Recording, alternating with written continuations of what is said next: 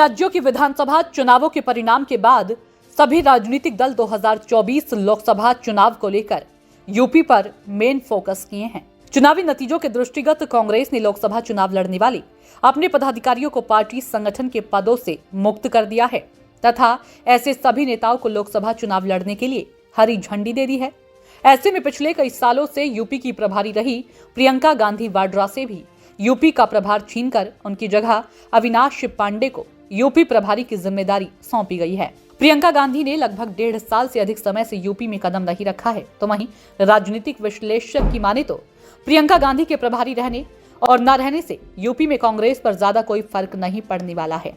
लेकिन यूपी कांग्रेस के नेताओं का दावा है कि प्रियंका गांधी हमारी नेता है और उनका हमेशा सपोर्ट यूपी कांग्रेस को मिलता रहेगा। पार्टी सूत्रों के अनुसार प्रियंका गांधी को गांधी परिवार के लिए सबसे सुरक्षित सीट रायबरेली से लोकसभा चुनाव में उतारा जा सकता है। प्रियंका गांधी वाड्रा के यूपी से चुनाव लड़ने के सवाल पर प्रदेश अध्यक्ष ने कहा कि जिस तरीके से परिस्थितियां चल रही है उससे लग रहा है कि प्रियंका चुनाव लड़ेंगी। अजय राय ने कहा कि प्रियंका गांधी को चुनाव लड़ना चाहिए क्योंकि यूपी उनका घर है। इसके साथ ही अजय राय ने कहा कि प्रियंका का जिस सीट से मन हो, रायबरेली, अमेठी या वाराणसी, उससे चुनाव लड़े। यूपी से चुनाव लड़ने को लेकर हमने प्रस्ताव भी दिया है। अजय राय ने कहा कि जिस तरह पहले अजय कुमार लल्लू, फिर ब्रजलाल खबरी और अब मैं प्रदेश अध्यक्ष बना हूं, इसी तरह यह एक सतत प्रक्रिया है।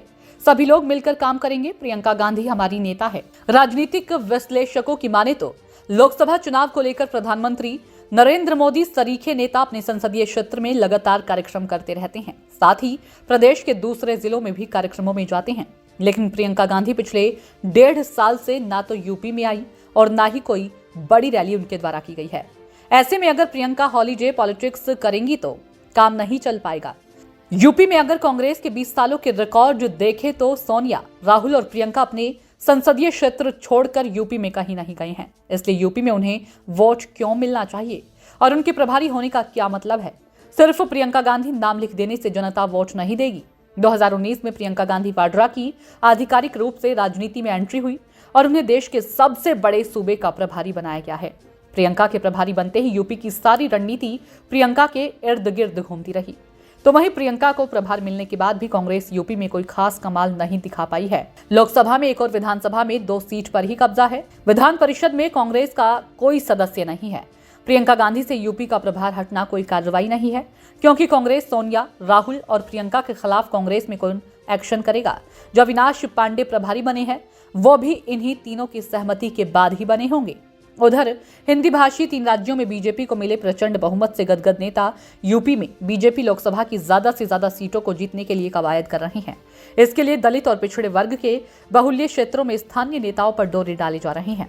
यूपी के सीएम योगी आदित्यनाथ प्रतिदिन किसी एक जनपद का दौरा पिछले 1 साल से कर रहे हैं। साथ ही बीजेपी को रास नहीं आने वाले अधिकारियों को ताश के पत्तों की तरह फेंटा जा रहा है। प्रतिदिन पुलिस और प्रशासनिक अधिकारियों की अदला बदली की जा रही है, जिससे बीजेपी कार्यकर्ताओं के साथ अधिकारियों का बेहतर तालमेल हो जाए। उधर कांग्रेस सहित दूसरे राजनीतिक दल अभी उम्मीदवारों को लेकर उहू-पोह की स्थिति में नजर आ रहे हैं। ऐसे में इंडिया गठबंधन को लेकर बयानबाजी और सीटों के बंटवारा भी यूपी की राजनीति में अपनी खास भूमिका निभाएगा। देखिए सत्ता की परख के लिए अवधेश कुमार सिंह की रिपोर्ट।